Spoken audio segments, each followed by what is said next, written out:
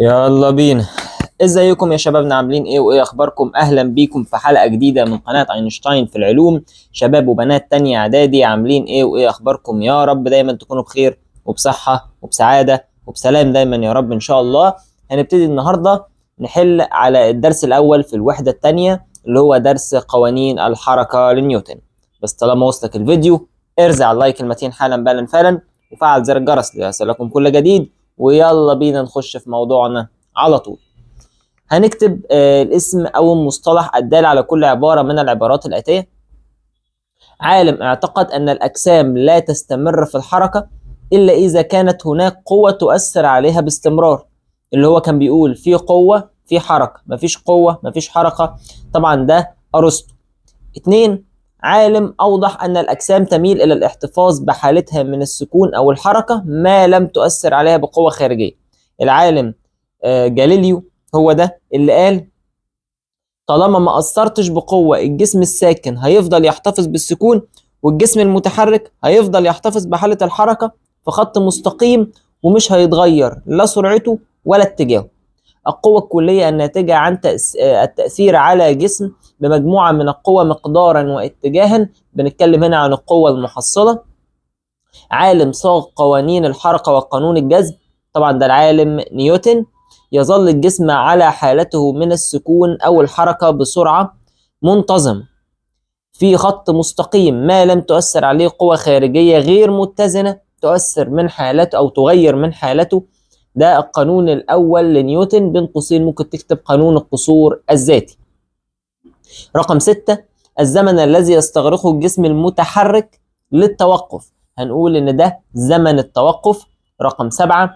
المسافة التي يقطعها الجسم المتحرك خلال فترة زمن توقف، هنتكلم دي طبعا مسافة التوقف، المسافة اللي هيقف فيها الجسم يعني.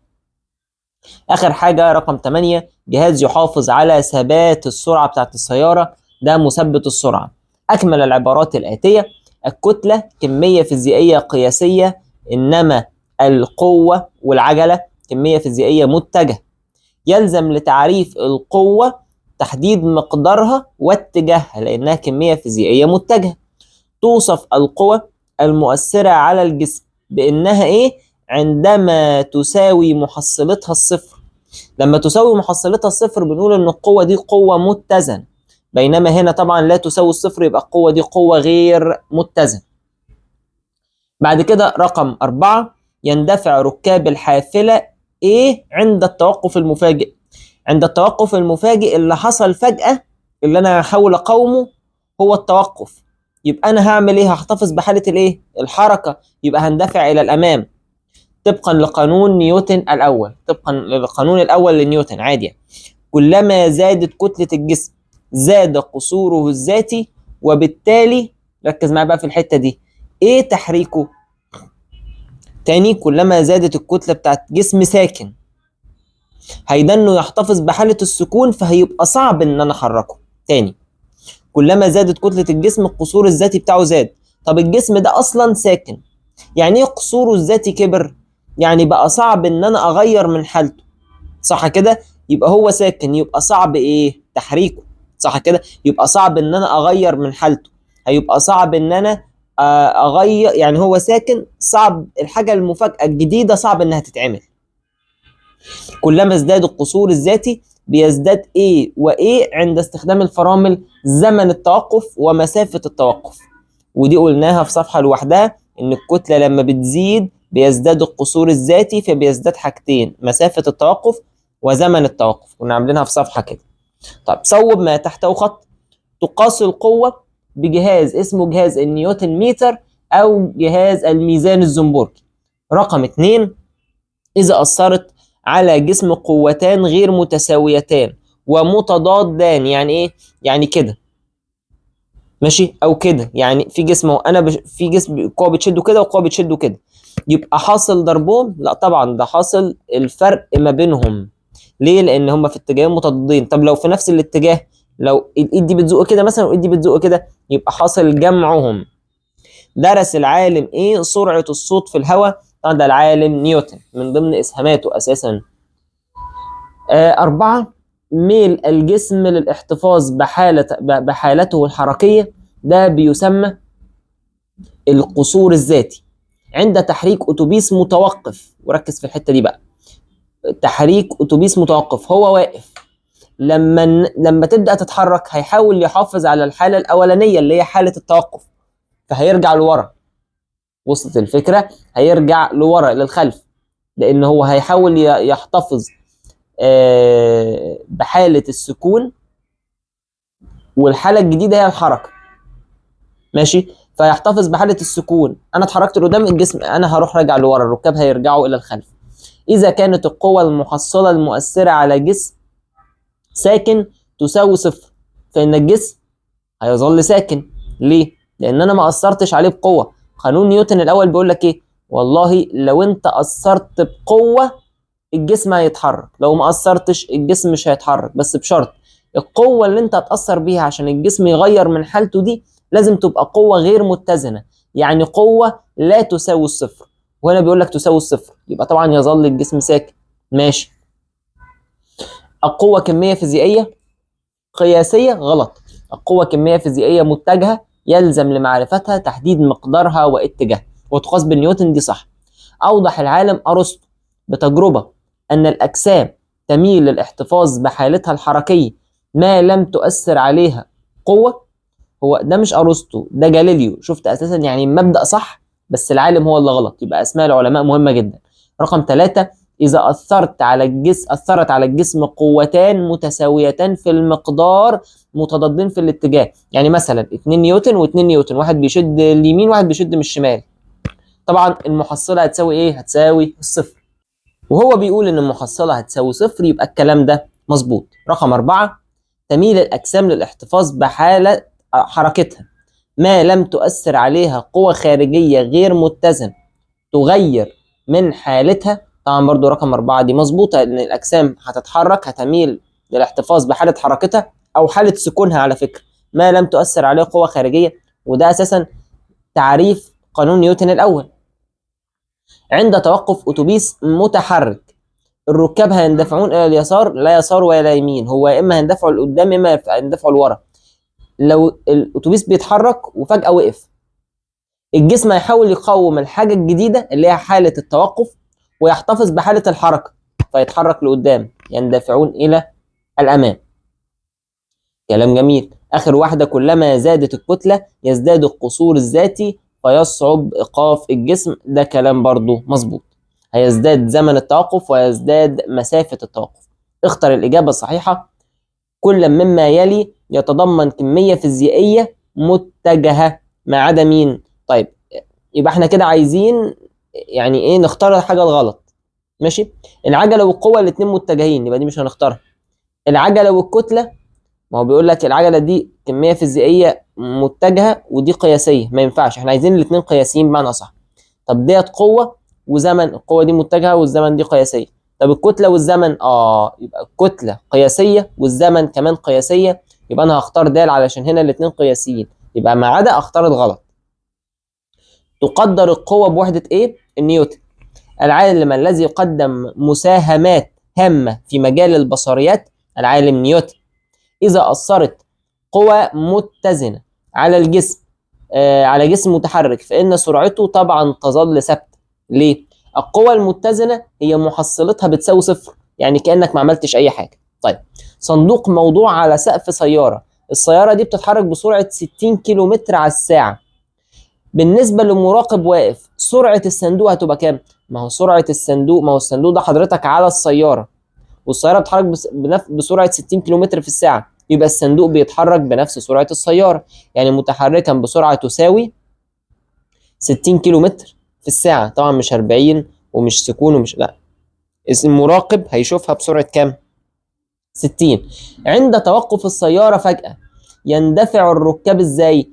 السيارة كانت بتتحرك، يبقى هو هيحاول يحتفظ على حالة الحركة لما يقف. وقف، السيارة كانت بتتحرك، يبقى هو يحاول يحتفظ بحالة الحركة، يبقى يندفع إلى الأمام، يبقى رقم 6 نختار ألف. رقم 7، استمرار دوران أذرع المروحة الكهربائية فترة من الزمن بعد انقطاع التيار الكهربي عنها ده قانون نيوتن الاول، ان الجسم بيستمر في الحفاظ على حاله الحركه. ده اساسا القصور الذاتي اصلا، ده كان من ضمن الامثله بتاعت القصور الذاتي.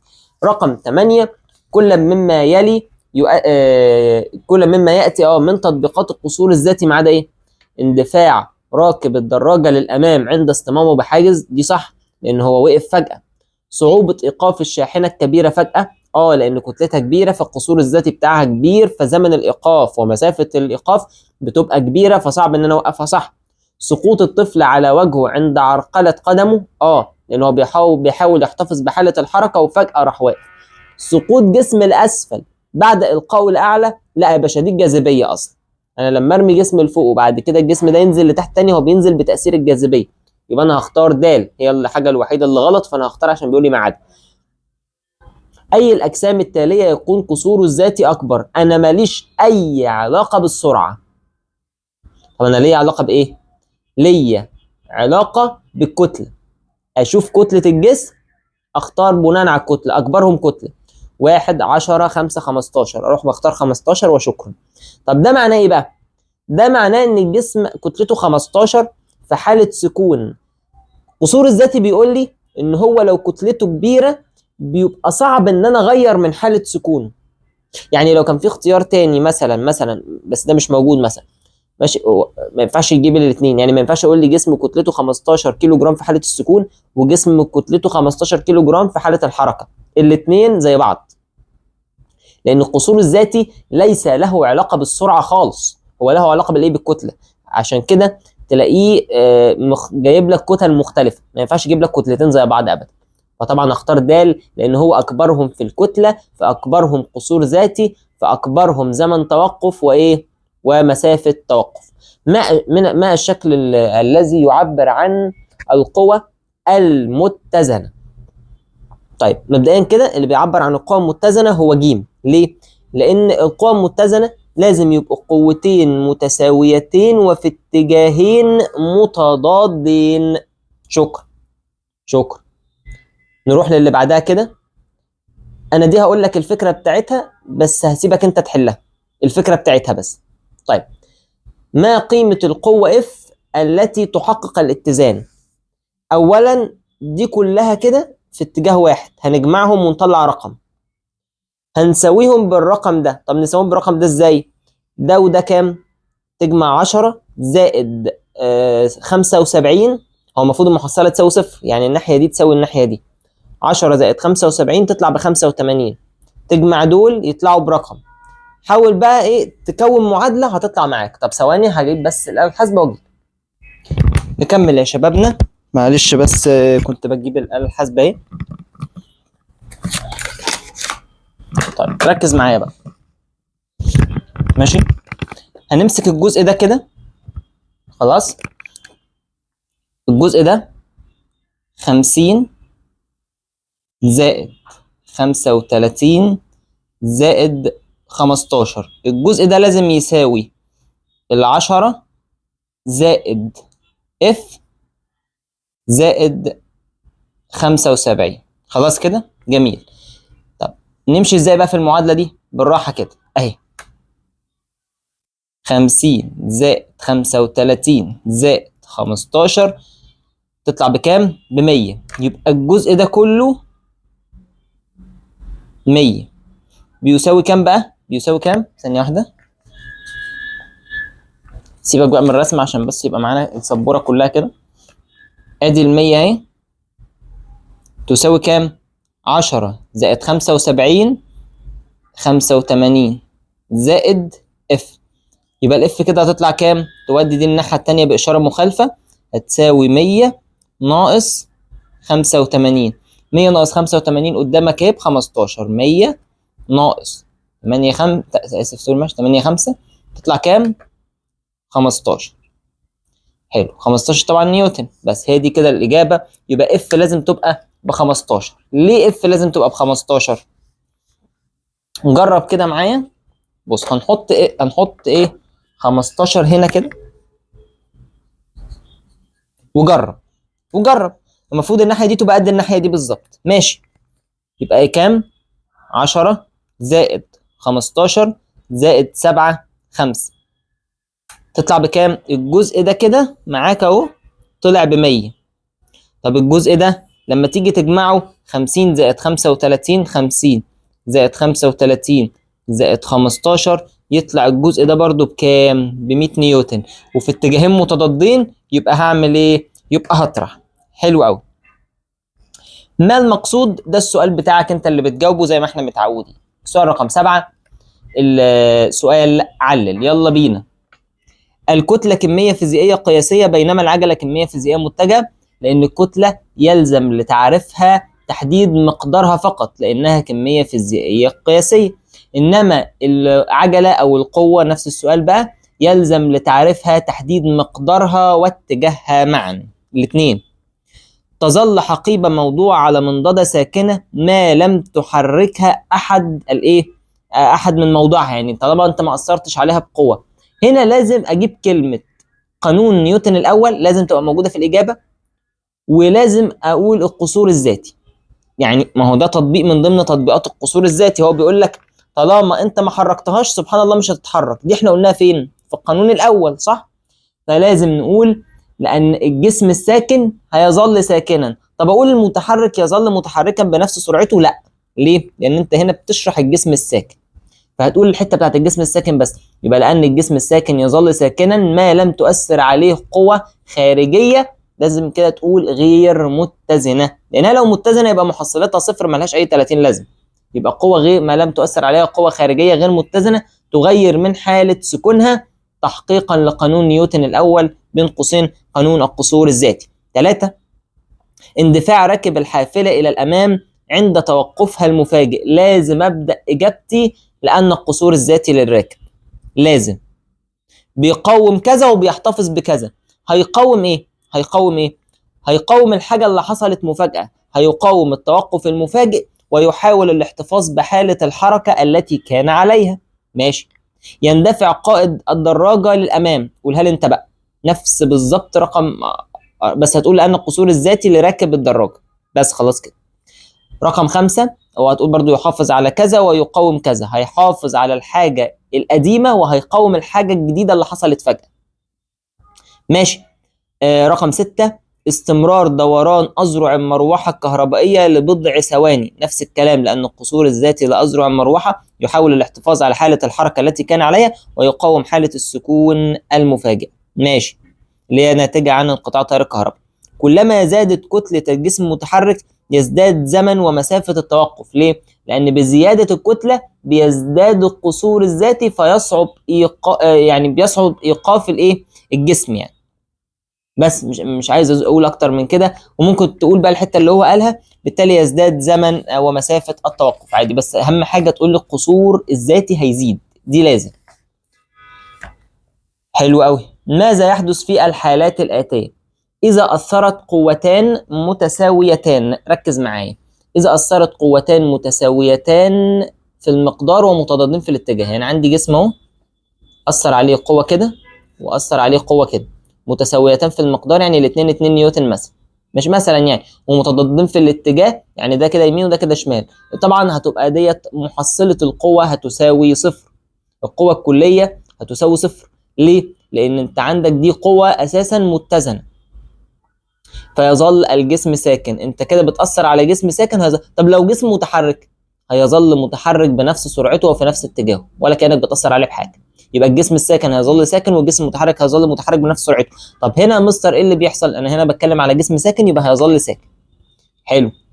اذا كانت القوى المحصله مؤثره على جسم ساكن لا تساوي الصفر، هيتحرك الجسم. هو الجسم ساكن واثرت عليه بقوه لا تساوي الصفر، يعني قوه غير متزنه، فبالتالي الجسم هيتحرك في نفس اتجاه تاثير القوه.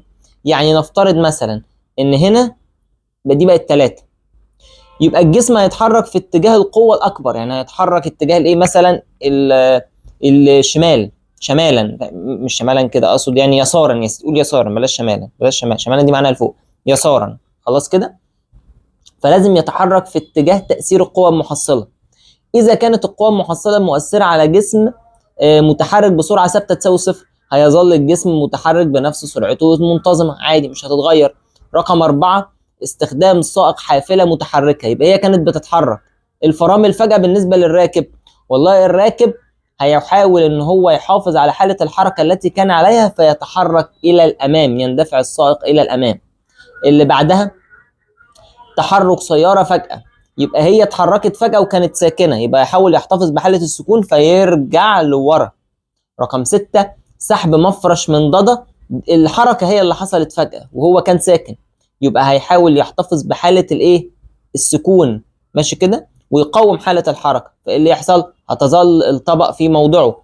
زيادة كتلة الجسم الساكن بالنسبة لقصوره الذاتي، بزيادة الكتلة بيزداد القصور الذاتي. وشكرا جدا. طيب ركز معايا بقى في الحدوته. الاشكال التاليه توضح مجموعه من القوى اللي بتاثر على اجسام ساكنه. الجسم ده ساكن، اثرت عليه قوه بمقدار 3 اتجاه اليمين، واثرت عليه بقوه 5 اتجاه اليمين، الاثنين في نفس الاتجاه بيشدوا الجسم لكده، ف3 و5 طبعا 8 نيوتن. وما ينفعش اسكت، لازم اقول 8 نيوتن يمينا. طب حتى لو هو ما قاليش، هو قال لي طبعا حدد الاتجاه، بس هو لو ما قاليش برضه لازم اكتب يمينا. ليه؟ عشان هما في نفس الاتجاه، فجمعته يمينا عشان القوه في اتجاه اليمين. طيب لو انا عندي بقى قوتين في اتجاه متضادين يا مستر بطرح، 5 ناقص 3 بتطلع 2 نيوتن. طب 2 نيوتن ايه؟ يسارا، اسف برضو يمينا، برضو انا غلطت، يمينا. ليه؟ عشان اتجاه القوه المؤثره الاكبر في اتجاه اليمين. طب هنا دي 3 ودي 3، دي كده ودي كده، مش كده عكس بعض برضو ولا ايه؟ دي رايحه من اليمين للشمال ودي رايحه من الشمال لليمين، فبالتالي عكس بعض اهو، يبقى برضو هتبقى بزيرو. زيرو يبقى ملهاش اتجاه. طب هنا بقى اعمل ايه؟ التلاتة دي هتروح مع التلاتة دي لانهم عكس الاتجاه بتوع بعض. طب دي عكس، كأن دول مش مقصرين خالص. طب 6 وال 12 الاتنين في عكس الاتجاه، يبقى نطرح، هتطلع في الاخر لما تطرح 12 ناقص 6 ب 6 نيوتن، وتبقى اداء اسفل. ليه؟ لان اتجاه القوة المحصلة الاسفل. نكمل يا شباب. طب بعد كده هنروح شايلين الخمسة دي مع الخمسة دي، وهنحسب دول عكس الاتجاه، يبقى نطرح 6 ناقص 4 تطلع ب 2 نيوتن في اتجاه اليسار. شكرا. من الشكلين المقابلين عندي واحد اسمه اكس وواحد اسمه واي، وهنا اكس وواي بيزقوا مع بعض وهنا اكس وواي بيزقوا مش مع بعض. احسب القوة المحصلة. لو اكس ده ب 200 نيوتن وواي ده ب 300 نيوتن، وهنا اكس ده ب 200 برضه نيوتن وواي ب 300 نيوتن، ماشي. هنا هعمل ايه؟ هنا هتبقى المحصلة 100 نيوتن بالطرح في اتجاه الايه؟ برافو عليك، يمينا برضو، لان ده اللي هينتصر، يعني ده بيزق الناحية دي هيبقى اكتر بفرق 100، فهيقدر يزق ده 100 نيوتن في الاتجاه ده. يعني 300 هتكسب ال 200. طب تكسبها ازاي؟ في انهي اتجاه تكسبها؟ في الاتجاه ده، لان هو بيزق كده، ماشي. طب ده بيحاول يزق مع ده بقى في نفس الاتجاه، هتبقى 500 نيوتن ايه؟ 200 زائد 300 برضو يمينا، ماشي، يمينا. حسبنا القوة. من الشكلين التاليين من اي الحالتين يمثل قوة متزنة؟ متزنة يعني قد بعض. مين؟ طبعا رقم 2، الحالة رقم 2. ليه؟ لان هم متساويين في المقدار متضادين في الاتجاه، ماشي. القوة الغير متزنة، وحدد اتجاه القوة دي. طبعا هتبقى رقم 1 القوة الغير متزنة ديت 1 اهو، ماشي كده، وهتبقى في اتجاه مين؟ هتبقى في اتجاه الايه بقى؟ برافو عليك، يسارا. طب مقدارها كام؟ مقدارها برافو عليك 100 نيوتن. ليه؟ اطرح ال 400 ناقص ال 300 كقوة محصلة في اتجاهين متضادين، وبخلي الاكبر ينتصر. اللي لابسين احمر دول قوتهم اكتر، فدول اللي هينتصروا. طب الاحمر ده بيزق ناحية ايه؟ بيزق الناحية دي، خلاص الناحية دي هي اليسار. من الشكلين التاليين عندي ما اسم الجهاز؟ طبعا ده الجهاز الزنبوركي، لو انت ميزان الزنبوركي، ماشي، لو انت بصيت في الكتاب هتشوف الشكل ده كده. طيب وما اهميته؟ قياس القوة بتاعة الاجسام، هو جهاز لقياس القوة اصلا، ماشي. ايه اللي بعده؟ رقم 2 اذا كانت كتلة كل مكعب 2/10 كيلو جرام. في أي حالتين يكون القصور الذاتي أكبر؟ طبعا القصور الذاتي في الحالة واحد، لأن كلما زادت الكتلة بتزداد القصور الذاتي. من الشكل المقابل، ما الخاصية الفيزيائية التي يرجع إليها عدم وقوع الأدوات من المائدة؟ ده قانون القصور الذاتي، أو اللي هو شد اسمها إيه دي؟ حتة القماش ديت من تحت الأطباق.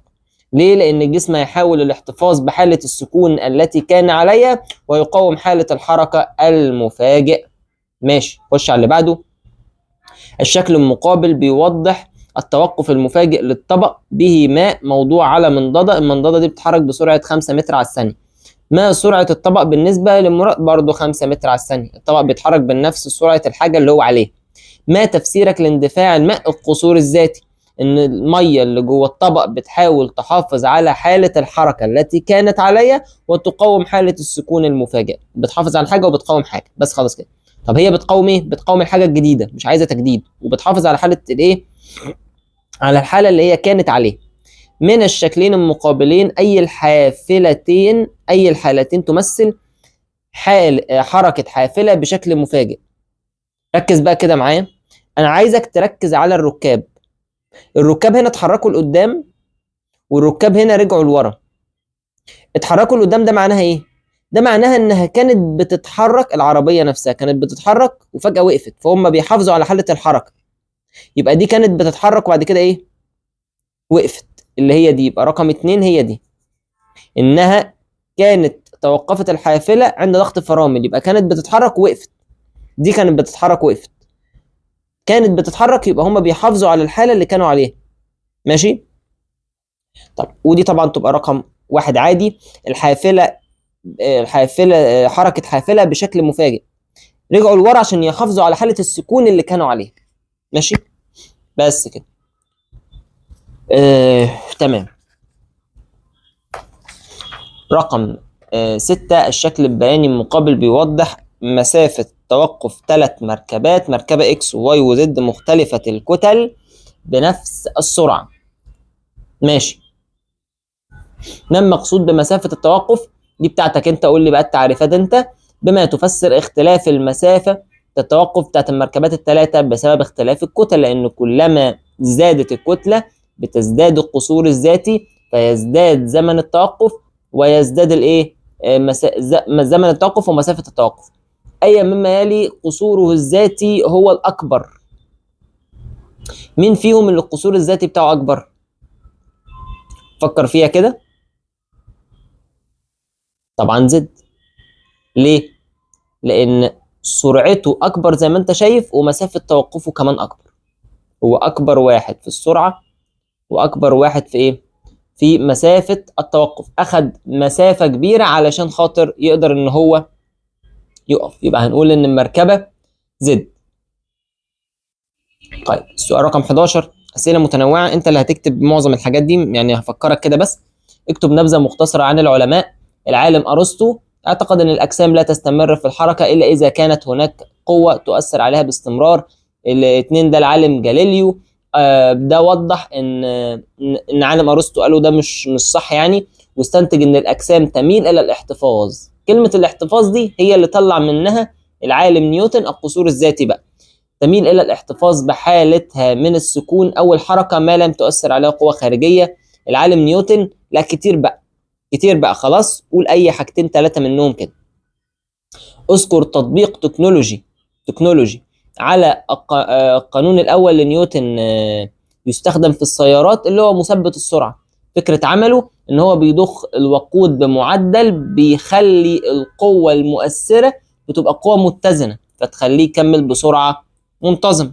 كلام جميل. اذكر فكرة عمل لعبة الهوكي الهوائي. ده أنا عايزك أنت برضو اللي تقولها، دي تبع قانون نيوتن الأول برضو. كانت مثبت السرعة والهوكي الهوائي، كانوا الاثنين دول تطبيقات على قانون نيوتن الأول. ماشي، وقول لي فكرة عمله. تمام. أيهما تكون القصور الذاتي هو الأقل، اللي كتلته أقل، يعني ده على طول. طب هل أنا بصيت للسرعة؟ ما بصيتش للسرعة خالص، ماليش أي علاقة بالسرعة. ده سرعة ده أكبر، بس أنا مش دعوة بالسرعة، أنا ليا علاقة بالكتلة. يبقى طبعا واي، لان كلما زادت الكتله بيزداد القصور الذاتي. ايهما يستغرق وقتا اطول للتوقف؟ كتلتها كذا ولا كتلتها كذا؟ اللي كتلتها اكبر، اللي هي 80,000، دي 1800، دي 80,000. طبعا اللي 80,000 ديت اكتر، هتستغرق وقت اطول. ليه؟ لان هي كتلتها اكبر، وكلما زادت الكتله زاد القصور الذاتي، فيزداد زمن التوقف ومسافه التوقف. ماشي. خش على السؤال اللي بعده او الجزء الثاني بقى. اكتب الاسم او المصطلح الدال على كل عباره من العبارات الاتيه. مقدار التغير في سرعه الجسم خلال وحده الزمن ديت العجله. المعدل الزمني للتغير في السرعه برضو العجله. اذا اثرت قوه محصله اف على كتله ام فانها تتحرك بعجله ايه؟ ده القانون الثاني لنيوتن. ماشي كده معايا كويس؟ حلو. وسيله امان تعمل مع حزام الامان. خد بالك، هو ما بيقولكش حزام الامان، هو بيقول لك وسيله امان مع حزام الامان. ما ينفعش اقول له حزام الامان، يعني ما يبقاش في واحده ثانيه بقى، هو بيقول لك غير حزام الامان. الوساده الهوائيه. ماشي. لكل فعل رد فعل مساوي له في المقدار مضاد له في الاتجاه. ده القانون الثالث لنيوتن. تصادم بين جسمين بين جسم ساكن واخر متحرك لهما نفس الكتله لا يحدث فقد في الطاقه. ده التصادم المرن. الثانيه بيحصل فقد في الطاقه، يبقى ده تصادم غير مرن. عندما تتغير سرعه جسم، هنبدا بقى في اكمل بقى. عندما تتغير سرعه الجسم بالزياده او النقصان، فده معناه ان الجسم اكتسب عجله، لان العجله هي مقدار التغير في السرعه. اكتسب عجله يكون اتجاهها هو نفس اتجاه القوه. يعني انا سبحان الله زقيت الجسم في الاتجاه ده، فالجسم هيتحرك في نفس الاتجاه بعجله معينه، يعني بمقدار تغير في السرعه معين. يعني نفترض مثلا انا عندي جسم هو بيتحرك، رحت انا زقه زقه كمان فزادت سرعته، هي دي العجله، ان سرعته اتغيرت. لو مثلا جسم بيتحرك بسرعه، رحت انا مقلل له سرعته شويه، كده برضه انا اديته عجله على فكره، بس عجله بالسالب يعني. خلاص. تقدر العجله بوحده متر على الثانيه تربيع، وهي تعادل ايه بقى؟ قلناها، صدقني قلناها، نيوتن على الكيلو جرام. نيوتن على الكيلو جرام، وديت اساسا من الوحده اللي احنا جبناها من القانون. خلاص كده جميل. طيب يعني بص مثلا هقول لك جبناها منين.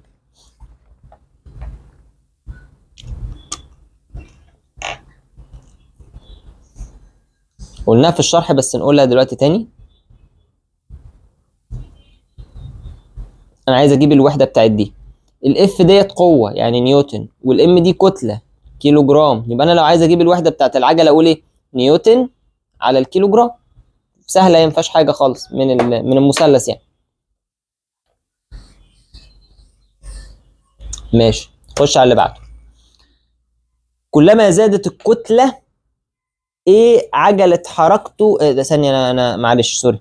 العوامل المؤثره على العجله طبعا الكتله والقوه، الاف والام. الكتله والقوه المحصله يا سيدي.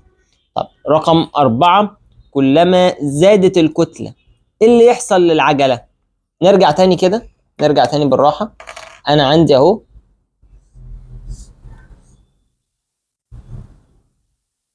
كلما زادت الكتله ايه اللي يحصل للعجله؟ والله العلاقه بينهم علاقه عكسيه، جنب بعض يبقى علاقه عكسيه.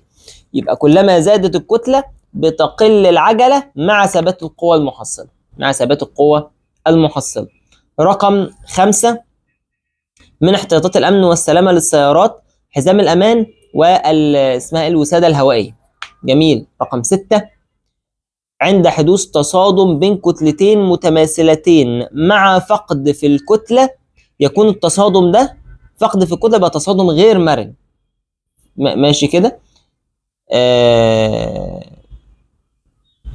انا نسيت واحده برضو من ضمن، معلش سوري. من خواص القوتين، انا نسيت كله ازاي. من خواص قوتي الفعل ورد الفعل انهما متساويين في المقدار ومتضادين في الاتجاه. اساسا ده التعريف، لكل فعل رد فعل مساوي له في المقدار ومضاد له في الاتجاه. رقم 7، عند حدوث تصادم مرن بين كتلتين، التصادم مرن بين كتلتين مش هيحصل فقد في الطاقه، يخبطوا كده ويرجعوا كده زي ما هم. احداهما ساكنه والاخر متحرك، يبقى هينقلوا قوته، يعني الساكن هيدي قوته، اسف المتحرك هيدي قوته للساكن، فان كتله الساكن نقط وكتله المتحرك نقط. تاني معلش عشان انا سرحت. عند حدوث تصادم مرن بين كتلتين، سوري، الكتلة الساكنة. الكتلة الساكنة تتحرك والكتلة المتحركة تسكن، يعني تقف. وصلت؟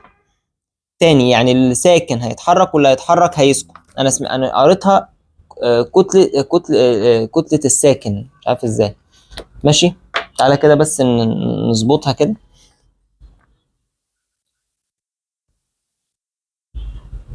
اهو ماشي، اهو عندي جسم اهو بيتحرك، وجسم ماشي ساكن. ادي اكس مثلا وادي واي، ماشي. الجسم ده ساكن والجسم ده بيتحرك. الجسم اللي بيتحرك ده اول ما هيخبط في الجسم الساكن، هو الجسم المتحرك ده يقف، يعني يتوقف الجسم متحرك. ماشي.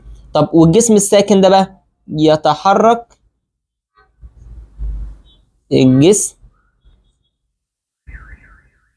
الساكن. بس في نقطة بقى، ان الجسم الساكن ده يتحرك بنفس سرعة الجسم المتحرك. بمعنى يعني لو الجسم ده مثلا كان بيتحرك بسرعة 5 متر على الثانية، الجسم الساكن ده لما يخبط في الجسم المتحرك او الجسم المتحرك يخبط في الجسم الساكن هينقل له سرعته، فالجسم ده هيتحرك بسرعة 5 متر على الثانية، والجسم اللي كان بيتحرك بالسرعة دي هيقف. يعني بمعنى اصح ان الطاقة هتتنقل من هنا لهنا، هي بدون فقد خالص. مش كده بقول لك ما بيحصلش فقد في الطاقة. الطاقة اللي كانت عند ده هتتنقل لده، بس خلاص كده. يبقى فإن الكتلة الساكنة تتحرك والكتلة المتحركة تتوقف عند حدوث تصادم بين كتلتين متماثلتين مع فقد في الطاقة على هيئة حرارة أو صوت. التصادم ده بيبقى تصادم إيه؟ التصادم ده بيبقى تصادم غير مرن. وإذا لم يتم فقد طاقة يبقى ده كده التصادم المرن. ماشي. رقم 9، تمثل لعبة الهوكي الهوائي تطبيق تكنولوجي على قانون نيوتن مين الأول. ده معروف، الهوكي الهوائي ومثبت السرعة. انما الزلاجه المائيه وطائره الدرون، ماشي كده، دي بتمثل تطبيق حياتي على قانون نيوتن الثالث. ماشي. صوب ما تحته خط. حركه المدفع للخلف عند اندفاع القذيفه للامام، ده قانون نيوتن الثالث. ده لكل فعل المدفع اتضرب رد فعل مساوي له في المقدار مضاد له في الاتجاه. قوتا الفعل ورد الفعل تعملان دائما على جسمين مختلفين. يعني مثلا في المدفع ده كان القذيفه نفسها، الكوره اللي طالعه من المدفع دي الجسم، والمدفع نفسه هيرجع لورا، ده الجسم الثاني. عند حدوث تصادم مرن بين جسم ساكن واخر متحرك، واحد ساكن واخر متحرك، لو ما نفس الكتله، يتحرك الجسم الساكن بنفس سرعه الجسم المتحرك، مش بضعف. بضعف دي لو اسف بنص، مفروض لو هو تصادم غير مرن هيبقى بنص. ماشي، جميل. ضع علامة صح أمام العبارة الصحيحة وعلامة خطأ أمام العبارة الخطأ مع التصويب. لا لسه معانا حب. ماشي. طيب بسرعة كده مع بعض. عندما تتغير سرعة الجسم بمرور الزمن فإنه يكتسب عجلة في نفس اتجاه مقدار القوة، دي صح. رقم 2، كلما زادت القوة المحصلة بتزداد العجلة. دي كلام معروف، لأن الاف والاي مع بعض علاقة طردية، الاف فوق والاي تحت. تعمل الوسادة الهوائية مع حزام الأمان على زيادة معدل التغير في السرعة؟ لا، ده على تقليل أو تناقص. بتقلل معدل التغير في السرعة، تزود التغير في السرعة تبهدلني. قوة تعمل الوسادة الهوائية قلناها. قوتا الفعل ورد الفعل تعملان دون فرق زمني، دي صح. في التصادمات المرنة يتم فقد في الطاقة، غلط. في التصادمات الغير مرنة يتم فقد في الطاقة على هيئة كل حاجات دي. في طائرات الدرون يمثل دفع الهواء من المحركات لأسفل، ده رد الفعل. لا، ده الفعل. رد الفعل ان الطائرة تطلع لفوق. ماشي. اختر الإجابة الصحيحة. كل مما يأتي حالات يتحرك فيها الجسم بعجلة ما عدا عندما تتزايد سرعته، تمام، دي عجلة. عندما تقل سرعته دي برضو عجلة. عندما يتحرك بسرعة منتظمة لا، دي مش عجلة. يتحرك بسرعة منتظمة دي مش عجلة. يتغير اتجاهه دي عجلة برضو. يبقى طبعا نختار ج. يمثل القانون الثاني بإيه بقى؟ طبعا مفيش في اف بتساوي ام في ايه. خلاص كده، دي تمام. في الشكل المقابل، وركز بقى في الشكل الايه المقابل. واحد، قول لي مقدار القوة المحصلة المؤثرة على الجسم الجميل ده. بالراحة. القوة المحصلة، انت عندك اتجاهين متضادين، يبقى نطرح 400 ناقص 150 قدامك اهو. 400 ناقص 150 تطلع بكام؟ يطلع القوة الاف تساوي 250 نيوتن. في الاختيار ده موجود اهو، ج. عجلة الحركة كام بقى؟ هي مش حضرتك اف بتساوي ام في ايه؟ انا عايز العجلة يبقى اف على ام. ماشي. الاف بكام؟ او 250 اللي انا طلعتها، اللي هي محصلة القوة، على كام؟ على 50 تطلع ب5 متر على 5 متر على الثانية تربيع. مظبوط. تطلع ده. تتناسب العجلة التي يتحرك بها الجسم طرديا مع ايه؟ مع طبعا القوة المحصلة. اي الاشكال التالية بتعبر عن علاقة الايه بالاف؟ طبعا علاقة طردية، لان الاف والاي فوق بعض يبقى علاقة طردية. الاي والاف علاقة طردية اهي. تتناسب عجلة الحركة بتاعت الجسم المتحرك تناسبا عكسيا مع الكتلة. تاني، العجلة بتتناسب تناسبا عكسيا مع الكتلة، ده كلام صح. عند ثبات القوة المحصلة، أي مما يلي يمثل العامل الضابط والعامل التابع؟ ده كلام جميل جدا. ركز بقى كده معايا. هو ايه هو العامل الضابط؟ هو المفروض يقول لي، نكمل الجملة، تتناسب العجلة، يبقى دي العجلة اهو، ماشي كده؟ ماشي. تناسبا عكسيا مع الكتلة مع ثبات القوة، يعني لازم القوة المحصلة تبقى عامل ضابط. يبقى أنا يا إما أختار دي يا إما أختار دي. ماشي. طب تعالى نرجع تاني. العجلة والكتلة واحد منهم، تاني، العجلة والكتلة واحد منهم هو المتغير التابع، هو النتيجة. طب ايه النتيجة؟ هل لما انا اغير الكتلة العجلة تتغير، ولا لما اغير العجلة الكتلة تتغير؟ طبعا لا، انا في ايدي اغير الكتلة، بالتالي العجلة تتغير. يبقى العجلة هي النتيجة. انا لما اغير الكتلة العجلة تتغير، بالعكس، بالتناسب العكسي. يبقى طبعا التابع النتيجة هي العجلة، يبقى اختار ب. تاني، هو انا في ايدي اغير الكتلة في التجربة ولا اغير العجلة؟ طبعا في ايدي اغير الكتلة في التجربة. فلما اغير الكتلة العجلة تتغير، السرعة، مقدار التغير في السرعة يتغير. وصلت؟ فانا هختار ب. ماشي. يبقى رقم 6 هنختار ب. السؤال ده حلو على فكرة. 7، ما الذي يمنع اصطدام السائق بالزجاج الأمامي للسيارة عند الضغط بقوة شديدة على الفرامل حزام الأمان؟ ماشي. عند نفخ بالون بالهواء ثم تركه حرا يندفع الهواء منه، فإن البالون يندفع في عكس اتجاه اندفاع الهواء. هذا يفسره قانون نيوتن الثالث طبعا. ده المثال اللي احنا قلناه، لأن الكل فعل رد فعل. في جسمين، الهواء ده يعتبر جسم والبالونه تعتبر جسم. الهواء يتحرك في اتجاه والبالونه يتحرك في اتجاه، فلكل فعل رد فعل مساوي له في المقدار ومضاد له في اتجاه. كل مما يلي عبارات تنطبق على قوى الفعل ورد الفعل. اولا، مقدار قوه الفعل يساوي مقدار قوه رد الفعل، دي صح. اتجاه الفعل عكس اتجاه رد الفعل، دي برضو صح، مضادين في الاتجاه. قوه الفعل ورد الفعل تؤثران على نفس الجسم ولا جسمين مختلفين؟ طبعا بيأثروا على جسمين مختلفين، يبقى انا هختار ج، هي الاجابه الغلط لانه عايز معدن. بيأثروا على جسمين مختلفين. عند حدوث تصادم مرن بين كرتين متساويتين في الكتله، احداهما ساكنه والاخرى متحركه، ايه اللي يحصل؟ خد بالك، اكس دي هي الساكنه، يبقى اكس هتتحرك. تاني، احداهما اكس ساكنه والاخرى واي متحركه، والتصادم ده مرن. ده الاكس دي ساكنه، يبقى الاكس الساكنه دي هتتحرك. طب المشكله بقى انها هتتحرك بنفس السرعه ولا بنصف السرعه؟ تصادم مرن يبقى بنفس السرعه بتاعت واي، يبقى واي تتوقف تماما اللي هو اللي كانت متحركه، واكس هتتحرك بنفس السرعه. طب امتى تتحرك بنص السرعه؟ لو هنا التصادم غير مرن. يبقى انت هتختار ايه؟ هختار تتحرك بنفس السرعه عشان التصادم ده مرن، ما بيحصلش فيه فقد في الطاقه. انا عايزك انت تحل لي ما المقصود بكل من. علل ضروره ارتداء حزام الامان داخل السياره لحمايه السائق من الاندفاع الى الامام باتجاه عجله القياده عند التوقف المفاجئ، وده بيحصل طبعا بسبب القصور الذاتي. خلاص كده ان هو بيطلع لقدام.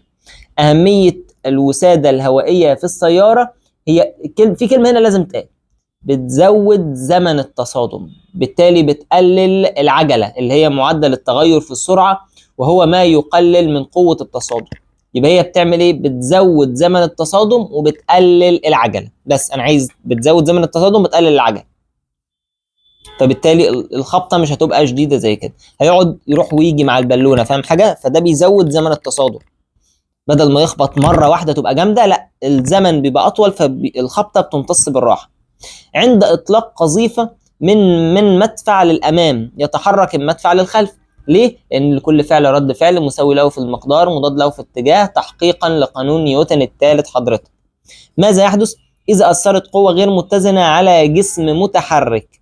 هيحصل حاجه من ثلاثه: يا اما سرعته هتزيد، يا اما سرعته هتقل، يا اما هيتغير اتجاهه. فمن الاخر كده هيكتسب الجسم عجلة حركة. اذا تأثر جسمين مختلفين في الكتلة بقوة محصلة لهما نفس المقدار. تاني، لو تأثر جسمين مختلفين في الكتلة، الاتنين مختلفين في الكتلة بقوة محصلة لهما نفس المقدار، بالنسبة لعجلة الحركة ايه اللي هيحصل للعجلة؟ الجسم يتحرك الجسم الأكبر في الكتلة بعجلة أقل. تاني، هو أنت مش عندك معلومة بتقولك اف اي ام؟ هو بيقول لك ان انا عندي جسمين مختلفين في الكتله، يعني بمعنى اصح يعني واحد كتلته كبيره وواحد كتلته صغيره. ماشي، يبقى اكيد اللي كتلته كبيره هو عايز بالنسبه للعجله، اللي كتلته كبيره عجلته هتبقى صغيره، واللي كتلته صغيره العجله بتاعته تبقى كبيره. بس مفيش حاجه. ماشي، لانهم عكس بعض. طب لو حصل نقص في عجل في القوة المحصلة على نفس الجسم إلى النص. تاني بالنسبة للعجلة برضو القوة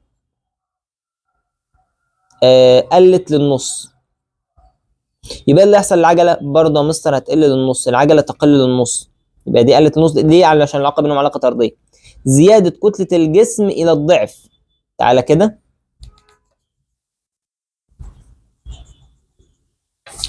كتلة الجسم اهي زادت الضعف، ايه اللي يحصل للعجله؟ العجله تقل للنص. ليه؟ لان العلاقه بينهم علاقه عكسيه. طيب، عند ارتداء السائق لحزام الامان في سياره مسرعه عند استخدام للفرامل فجاه بقوه، خد بالك هو عدم ارتداء حزام امان، هو مش مرتدي حزام الامان. ايه اللي يحصل؟ هيصطدم باطار السياره، هيخبط بوشه لقدام، هيندفع السائق بسرعه الى الامام باتجاه عجله القياده الطاره يعني، مما يعرضه للخطر. ماشي. رقم 6، عند حدوث تصادم بين جسمين متحركين لهما نفس الكتلة بنفس السرعة في اتجاهين متضادين، يعني كده حرفيا يخبطوا كده يرجعوا كده، هيرجعوا بنفس السرعة اللي كانوا عليه. فهنقول هيتحرك كل منهما في الاتجاه العكسي بنفس السرعة. طب ليه؟ عشان اكتسبوا عجلة في نفس اتجاه القوة. بمعنى أصح، بص كده، انا عندي جسم اهو ماشي كده، وجسم اهو ماشي كده، الاثنين ليهم نفس الكتله، ده جسم اكس وده جسم واي. هو مش الجسم واي ده لما يقربوا كده بقى من بعض، ادي الجسم اكس اهو خلاص قرب خلاص تلامسوا مع بعض الجسم واي، الجسم واي هيخبط الجسم اكس كده، والجسم اكس هيخبط الجسم واي كده، فالجسم واي هيتاثر بقوه من الجسم اكس، فالجسم واي يمشي كده، والجسم اكس هيتاثر بقوه من الجسم واي فيمشي كده. فيرجعوا ازاي بقى؟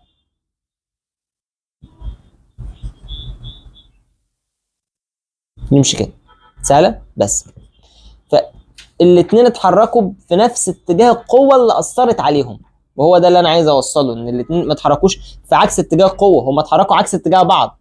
لكن في نفس اتجاه القوه، لان واي اثرت بقوه على اكس في الاتجاه ده، فاكس مشيت في ايه؟ في الاتجاه ده، وهكذا. طيب ثانيه بس نمسح.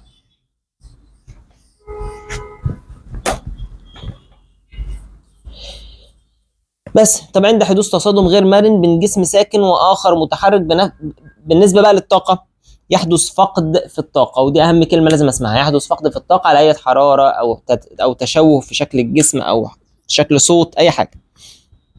طيب احسب مقدار العجله. انا مش هحل يعني بسرعه كده، ماشي بسرعه، مش هكتب ارقام خالص. اف ام ايه، انا عايز مقدار العجله، يبقى همسك القوه 200 اقسمها على الكتله 50 تطلع زي ما تطلع.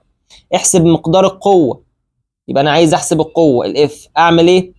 امسك الكتله اضربها في العجله، اضرب الرقمين دول في بعض تطلع بقى 1000 زي ما تطلع، بس القوه بالايه؟ بالنيوتن، يعني اللي يطلع 1000 نيوتن مثلا. تمام.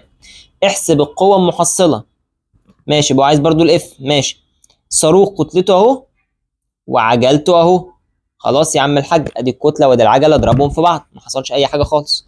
ماشي، ما انت كده ايه، خلصنا الجزئيه دي. في اي مسائل تانية ممكن تتحل بالمثلث ده؟ حلو السؤال ده قوي، انا بحب الاسئله اللي بالارقام ديت، لانها بتفهمنا حاجات كتير. ركز معايا. اولا عندي جسمين الاتنين بيتحركوا، خلاص كده، الاتنين ليهم نفس الكتله، الاتنين 5 جرام، والاتنين ليهم نفس السرعه، خلاص كده، الاتنين ليهم نفس السرعه 3 متر على الثانيه، وهيخبطوا مع بعض كده. بص، ده بيمشي بسرعه 3 متر على الثانيه وده بيمشي بسرعه 3 متر على الثانيه، هيخبطوا كده اعتبر ان ايدي دي كورتين، هيخبطوا كده في بعض ويرجعوا تاني. الاكس هيرجع بسرعه 3 متر على الثانيه، والواي برضه هيرجع بسرعه 3 متر على الثانيه. بس خلاص، يبقى الاثنين سرعتهم هتفضل 3 متر على الثانيه عادي جدا. تمام. ما السرعه اللي بعد خلاص قلناه. كتله كره كتلتها 2 كره كتلتها 2 كيلو جرام، بتتحرك بسرعه 3 متر على الثانيه، تصادمت تصادم غير مرن بكره ساكنه لها نفس الكتله. جميل. ما السرعه التي تتحرك بها الكرتين بعد التصادم؟ مبدئيا كده الكره اللي كانت بتتحرك بسرعه 3 متر على الثانيه تقف، يعني سرعتها هتساوي صفر، ويبقى دي اللي كانت ايه؟ دي اللي كانت بتتحرك، يعني اللي كانت بتتحرك ب 3 متر على الثانيه هتقف. ماشي؟ طيب بس هل هتقف عشان انا غلطت في حاجه؟ لا مش هتقف لان التصادم غير مرن، لا سرعتها بتقل. فالتصادم غير مرن، اول حاجه تتحرك كلا الكورتين بنص السرعه قبل التصادم. بمعنى ايه؟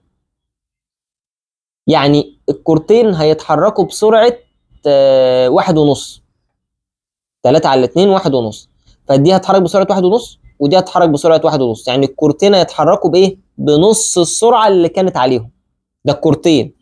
طب لو هو تصادم مرن، عشان نعكس السؤال بقى، لو هو تصادم مرن زي السؤال اللي جاي ده، واحده هتقف تماما، اللي هي كانت بتتحرك بسرعه 4 دي هتقف تماما، والكره اللي كانت ساكنه هتتحرك بنفس السرعه 4 متر على الثانيه. يعني واحده هتبقى سرعتها صفر وواحده هتتحرك بسرعه 4 متر على الثانيه اللي كانت واقفه. ليه؟ لان التصادم ده مرن، ما حصلش فيه اي فقد في الطاقه.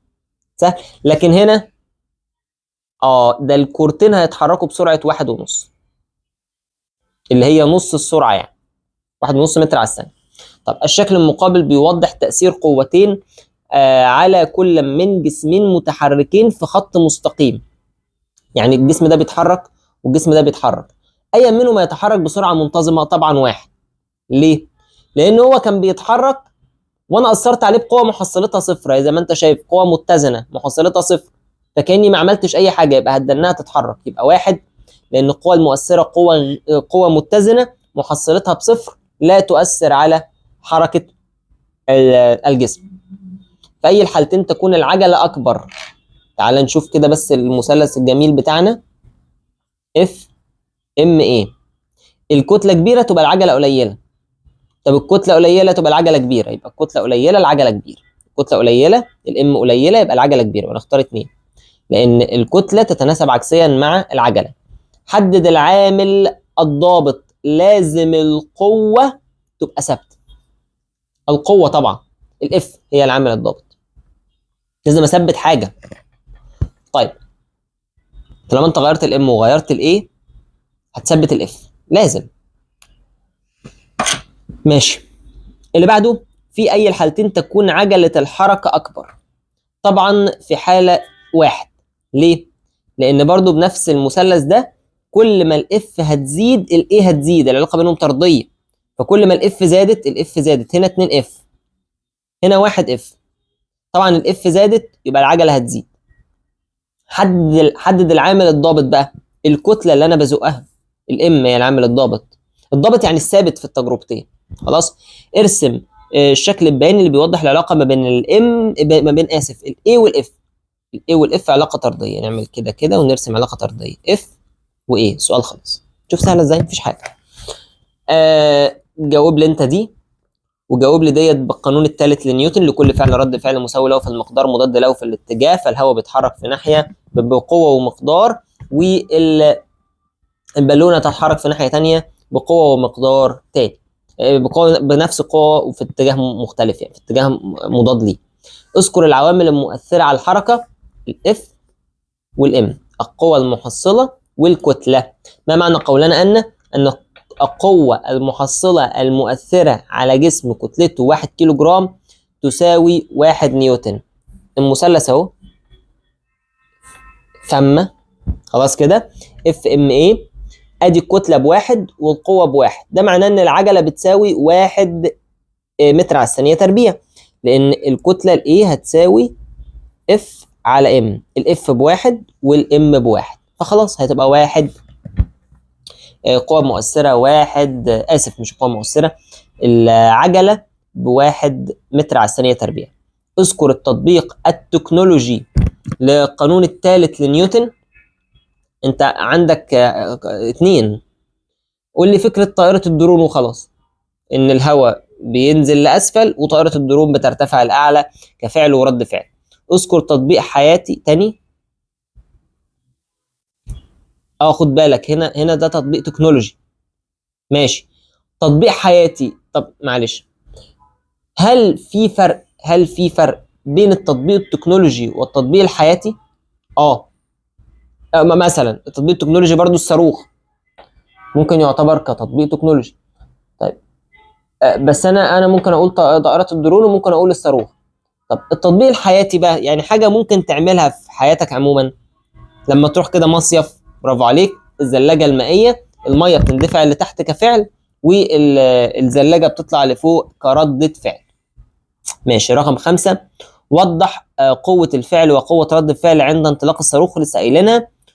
قارن بين التصادم المرن والغير مرن. في المرن ما بيحصلش فقد في الطاقة، في الغير مرن بيحصل فقد في الطاقة. في سرعة الأجسام بعد التصادم، في المرن الجسم الساكن هيتحرك بنفس سرعة الجسم اللي كان بيتحرك، والجسم اللي كان بيتحرك هيقف تمام. إنما في التصادم الغير مرن دي أسهل على فكرة، الاتنين سرعتهم هتقل للنص، الاتنين سواء الجسم الساكن أو الجسم المتحرك سرعتهم هتقل للنص، هيحصل تشوه وتغير وفقد في الطاقة. اختر الإجابة الصحيحة مما بين الإجابات المعطاة، وركز معايا عشان دخلنا على أسئلة المتفوقين. آخر حاجة أنا هخلص لحد هنا وهسيب لك أنت أسئلة كتاب المدرسة بتبقى سهلة، ماشي، وهسيب لك الاختبار الشامل اللطيف. طيب، حاول شخص دفع صندوق كتلته 50 كيلو جرام موضوع على سطح أفقي خشن، خد بالك يبقى فيه مقاومة، ماشي، كما بالشكل، ولكنه لم يستطع ان هو يحركه، فان القوة المؤثرة على الصندوق هتساوي كام؟ طالما ما حركوش القوة بتساوي 0. تاني طالما انت ما حركتش الصندوق يبقى القوة المحصلة تساوي 0. خد بالك هو في قوة، ثانية، انا ما قلتش ما فيش قوة، القوة المحصلة تساوي 0. وصلت؟ القوة المحصلة هي القوة اللي بيبان تأثيرها، هي القوة اللي بيبان تأثيرها في حدوث تغير كعجلة حركة. يعني هي القوة اللي تقدر تحرك جسم من سكون أو توقف جسم عن حركة أو تغير من سرعة جسم. القوة اللي تقدر تعمل حاجة دي اسمها إيه؟ القوة المحصلة كده تمام وموجودة. لكن هنا أنت لو ركزت على فكرة القوة غير متزنة. آسف، القوة هنا متزنة. ليه؟ لأن الجسم ما اتحركش. طالما الجسم ما اتحركش يبقى القوة متزنة. طب ليه؟ لأن الجسم نفسه له له قوة. ركز معايا بقى في الحتة دي. له قوة اللي هي إيه؟ اللي هي وزنه. يبقى الجسم له وزن، والراجل ده عمال يزق في الجسم والجسم ما بيتحركش. ده معناه ان الجسم قوته او وزنه بقى. ما هي الوزن هي قوه على فكره. ماشي، ما هو ايه هو الوزن؟ هو قوه جذب الارض للجسم، قوه برضه. خلاص كده. والراجل ده عمال يزق، فده معناه ان هو مش عارف يحركه. فده معناه ان القوه دي متزنه، ان القوه بتاعت الصندوق تساوي قوه الراجل، فبالتالي هو مش عارف يحركه. وصلت؟ حلوه اللعبه دي. ايه الالعاب الجميله دي؟ تعال اما نشوف. رقم 2، حافلة تقف في إشارة المرور اصطدمت بحافلة أخرى. امم ركز بقى في الحتة دي. يعني الحافلة دي كانت يعني مثلا نختار مثلا أي واحدة، مثلا دي مثلا. خلاص كده أول واحدة نختارها كده وخلاص، نشوف بس الفكرة يعني. في حافلة كانت واقفة كويس في أمان الله، جت حافلة من وراها وراحت خابطة فيها. هو ده اللي هو عايز يقوله. فعايز يقول لك بقى الركاب هيندفعوا إزاي؟ حلو السؤال ده، لطيف قوي. طب تعالى كده نشوف القصة دي. نمسك اول حافله. الحافله دي كانت واقفه في امان الله وفجاه اتحركت. فهي هتحاول الركاب اللي جواها يعني هيبقى عندهم قصور ذاتي هيخليهم يحتفظوا بحاله السكون اللي كانوا عليها ويقاوموا حاله الحركه فيرجعوا لورا. يبقى اول حافله دي صح. طب تاني حافله كانت بتتحرك وفجاه وقفت لما خبطت في الحافله اللي قدامها. صح كده؟ كانت بتتحرك. يبقى لما اتحركت يبقى هي بتحاول تحافظ على حالة الحركة اللي جواها، يحاولوا يحافظوا على حالة الحركة التي كانوا عليها ويقاوموا حالة السكون. فده اللي يحصل. سهلة ولا صعبة؟ فينتفعوا للقدام، ففعلا تبقى ألف. دول هيحاولوا يقاوموا حالة السكون فبيتحركوا لقدام، ودول يحاولوا يقاوموا حالة الحركة اللي حصلت فجأة لما ده خبط فيه فيرجعوا لورا. فطبعا تبقى ألف. تؤثر قوة محصلة على جسم كتلته ام فتجعله يتحرك بعجلة ايه؟ ما العجلة التي تتحرك بها الجسم عند زيادة الكتلة إلى 2 ام؟ يعني الكتلة زادت للضعف يعني. ماشي، اف ام ايه؟ الكتلة زادت للضعف. طبعا العجلة هتقل للنص عشان هي العكس. تبقى نص ايه يعني؟ جسمين ساكنين ماشي موضوعين على سطح أفقي بدأ التحرك في نفس اللحظة بنفس العجلة تحت تأثير قوتين 1 اف و2 اف. ماشي. فإن كانت كتلة الجسم الأول ام وكتلة الجسم الثاني 2 ام. حلو. قول لي اف 1 واف 2. سهل. بص يا سيدي، امسك كده واحدة واحدة. سؤال لطيف بس عايزك تمشي معايا واحدة واحدة. أنا عايز اف 1 على اف 2 هتساوي اف بتساوي ام 1 في ايه 1. صح كده؟ مش اف بتساوي ام في ايه؟ ماشي. وهنا تساوي ام 2 في ايه 2. جميل. اف 1 على اف 2 بتساوي ام 1 بكام؟ خد بالك هو بيقول لك اذا كانت كتلة الجسم الاول ام. ماشي. كتلة الجسم الاول ام والجسم الثاني 2 ام. ماشي. والاثنين بيتحركوا بنفس العجلة، يعني ايه 1 و 2 بيساوي بعض، ف ايه 1 و 2 زي بعض فانا ممكن اشيلهم. فانا كده عندي اف 1 على اف 2 بتساوي 2 ام على بتساوي ام على 2 ام. شيل ام مع ام هيديني 1 على 2 يبقى هتطلع بكام؟ بنص. سهله. هو اللي بيقول لي انا ما عملتش حاجه، انا مشيت زي ما هو قال لي بالظبط. طيب بيقول لك عربيه كتلتها 1000 وواحده تانية كتلتها 3000، الاتنين بيتحركوا بنفس العجله، فان القوه المحصله على العربه ذات الكتله الاكبر. ركز كده معايا. اف ام ايه، هو بيقول لي بنفس العجله، فانا مش هتعامل مع العجله خالص. بيقول لي فالقوة المحصلة على العربية اللي كتلتها أكبر، يعني لو العربية كتلتها أكبر يبقى القوة بتاعتها أكيد أكبر. مفيهاش حاجة والله، مفيش حاجة، العلاقة طردية، مفيهاش أي حاجة. يبقى تاني القوة المحصلة المؤثرة على العربية اللي كتلتها الأكبر، ماشي كده، تساوي القوة المحصلة المؤثرة على العربية اللي كتلتها أقل. لا والله، هي لو الكتلة أكبر تبقى القوة أكبر، لو الكتلة أقل يبقى القوة أقل. ده اللي أنا عايز أقوله، ده اللي أنا عايز أقوله بس. فهو بقول لك إن القوة المحصلة على العربية اللي كتلتها أكبر ولا اللي كتلتها أقل؟ لا، اللي كتلتها أكبر تبقى قوتها أكبر، بس مع ثبات العجلة طبعا. أنا كده مثبت العجلة، هو اللي قايل لي ثبت العجلة. ماشي.